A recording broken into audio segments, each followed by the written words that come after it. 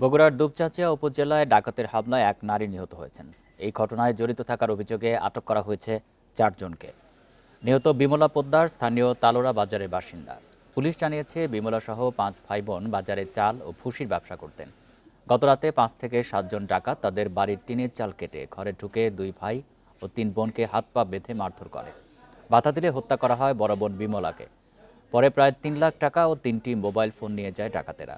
দুপচাঁচিয়া থানার ওসি ফরিদুল ইসলাম জানিয়েছেন, এই ঘটনায় জড়িতদের গ্রেপ্তারে অভিযান চলছে।